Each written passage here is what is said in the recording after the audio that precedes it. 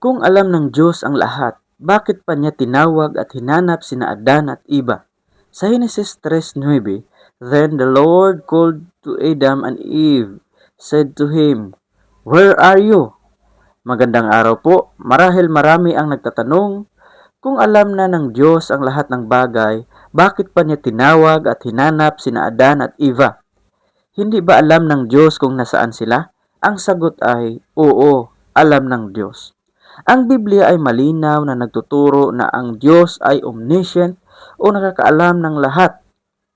Sinabi sa Awit Kapitulo 139, versikulo 1 hanggang 4, na alam ng Diyos ang ating pag-upo, pagtayo, pag-iisip, at maging ang salita sa ating bibig bago pa man ito sabihin.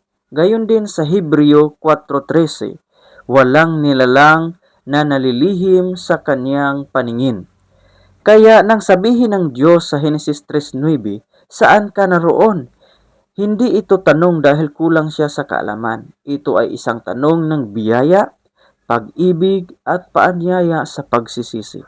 Ayon sa Seventh-day Adventist Bible Commentary Volume 1, page 231 sa Genesis 3:9, ang tanong na Where art thou? Ay hindi upang malaman ng Diyos ang lokasyon ni Adan, kundi upang bigyan si Adan ng pagkakataong lumabas sa kanyang pinagtataguan, harapin ang kanyang kasalanan at kusang magpahayag ng kanyang kalagayan.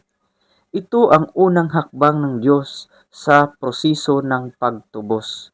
Sa sulat ni Ellen White sa Patriarchs and Prophets, page 57, God did not abandon the sinner. His first act was to seek him. Ipinakita nito na ang Diyos ang unang lumapit sa tao. Hindi ang tao ang unang naghahanap sa Diyos, kundi ang Diyos ang naghahanap sa taong naligaw dahil sa kasalanan.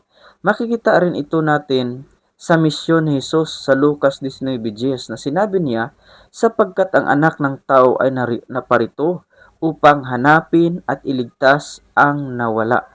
Ang tanong na sa atin ngayon, saan ka naroon? Ay hindi lamang para kay Adan. Ito rin ang tanong ng Diyos sa bawat isa sa atin ngayon. Nasaan tayo sa ating relasyon sa Kanya? Tayo ba ay lumalapit o nagtatago dahil sa kasalanan? Hindi tinanong ng Diyos si Adan dahil hindi niya alam ang sagot. Tinanong niya si Adan dahil nais niya itong ilapit sa pagsisisi at ibalik sa kanyang pag-ibig.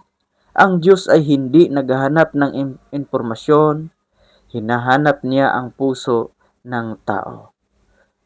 Kung kayo po ay na-bless sa video ito, paki-like, share, subscribe, and comment for improvement. God bless po sa ating lahat.